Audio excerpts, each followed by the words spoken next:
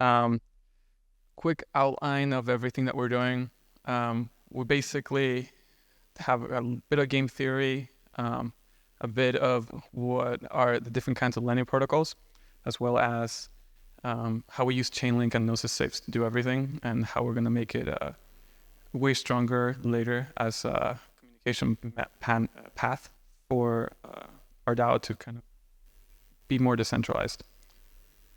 En español, esto vamos a estar hablando de y es la teoría de juegos, cómo puedes bailar en cripto con distintos préstamos y un montón de otras cosas. Bueno, la teoría de juegos es muy importante en cripto. Tienes que ver cuál es tu objetivo. Cómo tú puedes incentivizar a una persona que ocupe tu protocolo de una manera que sea positiva, positiva para todos los usuarios. Y si no, tienen que, esas acciones que dañen el protocolo, tienen que doler el bolsillo del que daña el protocolo. So you gotta hurt the pocket of whoever does something that's negative to your protocol. And overall, you basically want to make synergistic relationships whenever you build any sort of interaction within a protocol. A typical thing you see is the chart, where you basically have different activities, and depending on what you do, you're either good or bad for the community and for you. So one example is splashing in proof of stake, where basically you do the wrong thing, you lose your money. You do the right thing, you earn some money. Also for lending protocols, where if you get liquidated, you lose extra of your collateral. That's the negative thing. And the positive thing is whoever's liquidating you takes a little bit of your money. So that theory enables you to think about what is the foundation of your protocol, whether you want to build things in an automated way so that users don't necessarily have to do everything manually. Some protocols, peer-to-peer lending, you have to apply and choose who gets your assets. With an automated protocol like Aave today, you basically borrow and the rates are automated. So you want to encourage users to be more trust the contracts and trust everything that you're building around, so that you can quickly get started using it without doing anything fancy. There's different types of protocols for lending.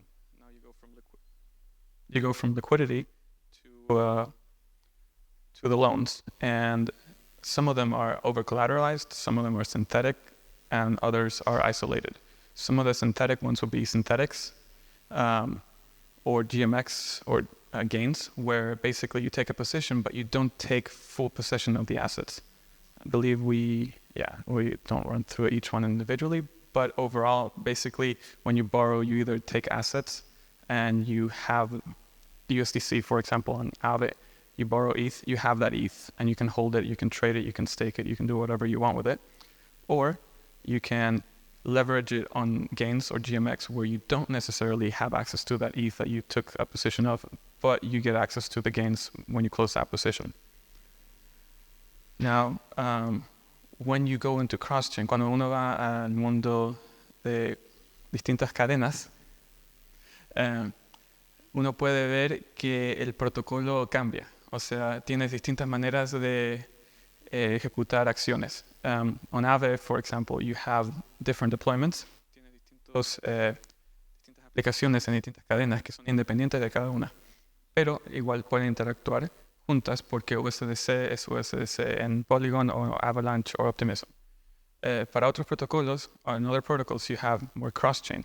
And a cross-chain protocol is more about having a connection. So you take MAI on Optimism, you borrow it, and you can take that MAI and put it on Phantom, but Optimism or Avalanche or other chains. So effectively, you can access the same kind of value across the different parts of the ecosystem. Omnichain, that's even further down the line, where the assets can kind of float around. We're going to get there sooner rather than later, but it's still not there yet in terms of assets, because when you take a loan, you're stuck on that chain. It's not necessarily reflected on the other chains because of the bridge risk or the different applications. So high level, QiDao, also QiDao, depending on where you're from, is a over-collateralized lending protocol available on 12 plus chains. For lending, it's 20 plus chains for liquidity. So you can basically use it, trade it almost anywhere. And we use the NFT standards to track your loans, track your assets, and you can transfer them in many different ways. And it enables the minting of MAI. The mechanisms for borrowing are very simple. You have different states for your loan. You're either in good standing, liquidatable standing, or risky standing. Now, those three provide an idea for how your loan needs to be treated by the protocol. When it's in good standing, it's all fine. You have extra collateral backing your loan. You're able to basically maintain your loan, be happy. When you're in liquidatable standing, somebody can go ahead and liquidate you, effectively taking a little piece of your collateral by repaying your debt. So if they repay $1, they can get $1.10. So that's the incentive to maintain your loan in good standing. And then there's risky standing. Risky is when the loan goes under the bonus and it goes into an auction. So then somebody else can take your asset and basically your loan and everything, and bad debt. You lose your collateral, you lose your debts. Then we have Chainlink. So Chainlink is what we use to price 99% of our assets, and it enables us to be very nimble in terms of our collateral. Con Chainlink ocupamos los precios para poder acceder a distintos precios de casi todos los colaterales que tenemos. Entonces uno puede pedir prestado en Ethereum o una bóveda de Ethereum con stake de Ethereum o cualquier otra cosa así. Y con Chainlink tenemos la seguridad de que los precios van a estar reflexionando el precio de todo el sistema de cripto.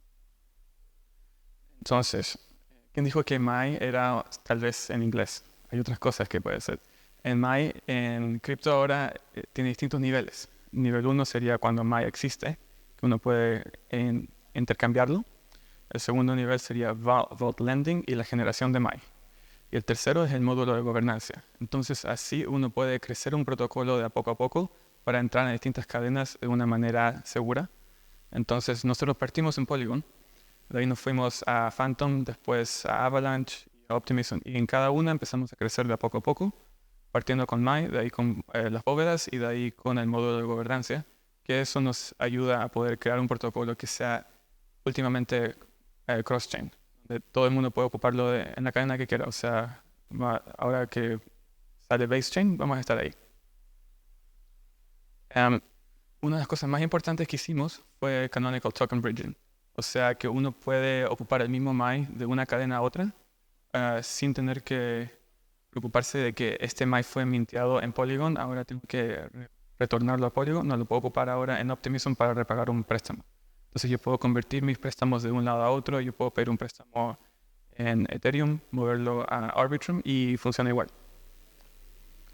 El proceso de los puentes, the process of the bridges, is customized for each chain. So depending on which chain we're on, there's going to be different levels of liquidity. There's going to be different levels of loans. So we try to maintain a certain level of isolation because every chain is different and you need to have enough liquidity on that specific chain to liquidate the loans. For example, you have $1 million in outstanding loans on Optimism. How do you make sure that there's enough assets within that chain to be able to liquidate or pay back the loans? Well, you can't enable more than, say, 200K to leave that chain so that there's at least enough circulating on that specific chain so that somebody takes that money and repays somebody else's loan without having to go through the multiple steps of bridging. The role of QiDao is a little different. QiDao is a protocol that maintains MAI, and basically it serves as a facilitator for MAI to enable other users to borrow through the use of these vaults.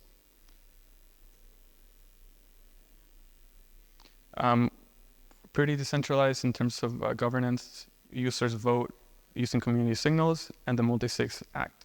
That's the current state of QiDao today, where basically we trust that the multi-sigs execute the changes that are voted upon.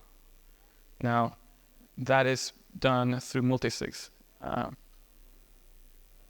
Forgot how to say multi-sig in Spanish, but ocupamos contratos donde la gente puede votar de 3 a 4 personas para ejecutar un cambio. Y ese cambio es ejecutado no automáticamente, pero es votado por las personas por señales de la comunidad a convertirlo en código en la ejecución de la transacción. Y tenemos 3 tipos de contratos que ocupamos para mantener el protocolo. Los guardianes, que son de emergencia, liquidez y las ganancias, o sea, el treasury, donde el dinero va y podemos venderlo para agregarlo en todo, normalmente en Ethereum.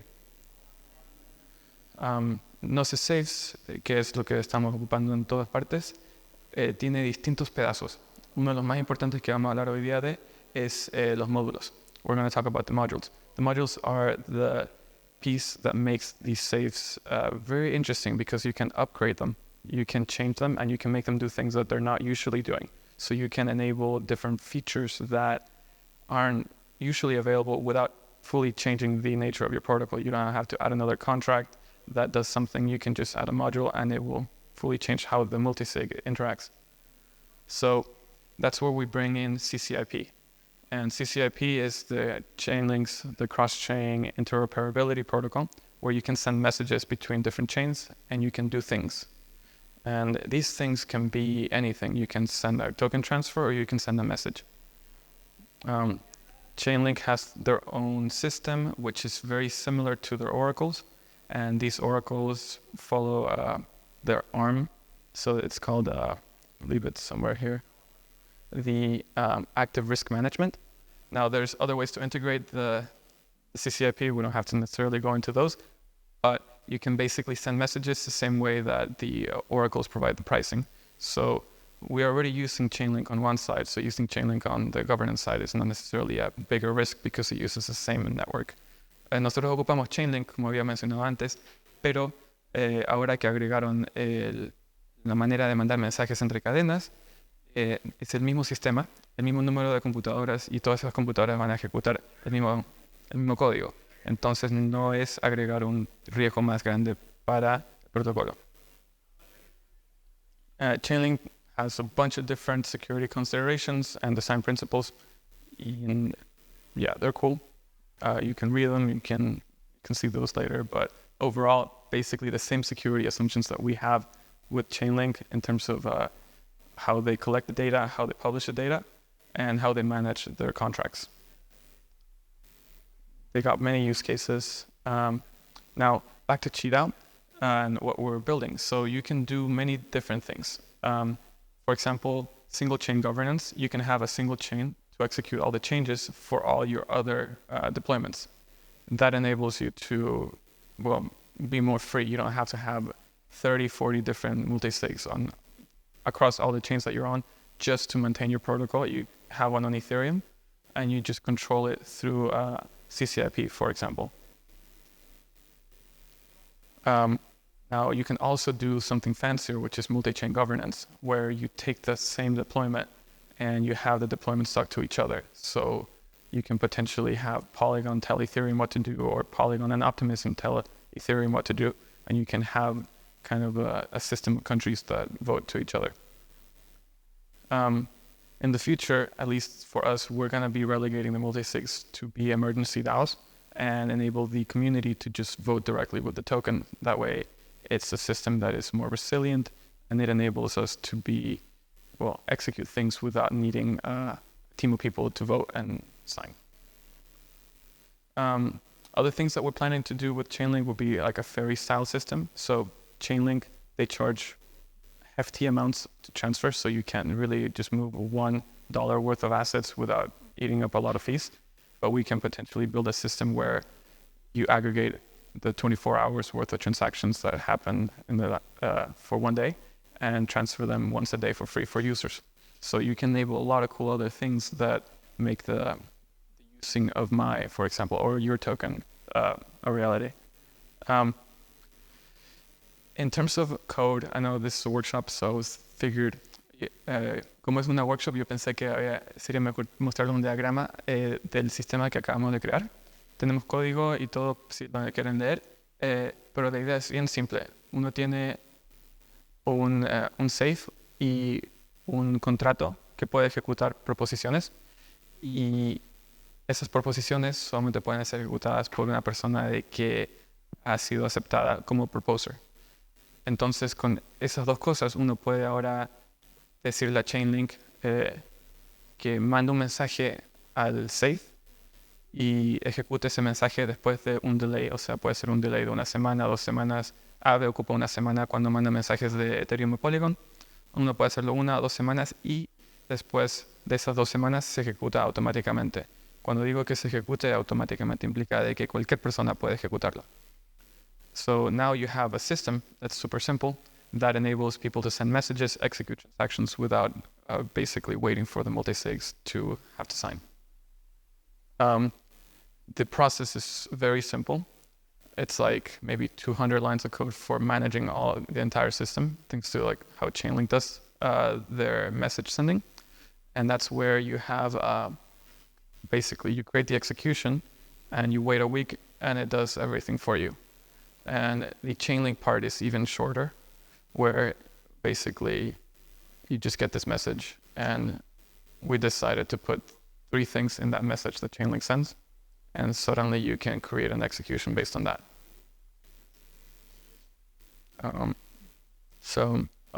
If you guys want to check it out, it's up there. I didn't make a QR code, but it's just proposer module. We can share it later if you guys need.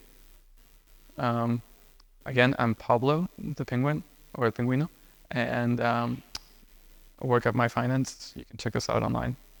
And any questions? Best question gets 50 Mai.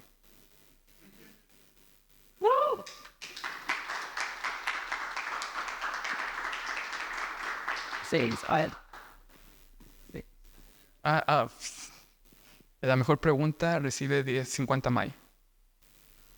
Pregunta en inglés, español.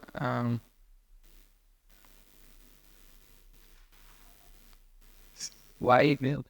Yeah, they get that excellent later. You want to put me on the spot? Yeah, because CCIP is what or Chainlink is what we already use. Although hopefully in the future we'll be using Axelar and Connext and Layer 0 to basically have a more secure system.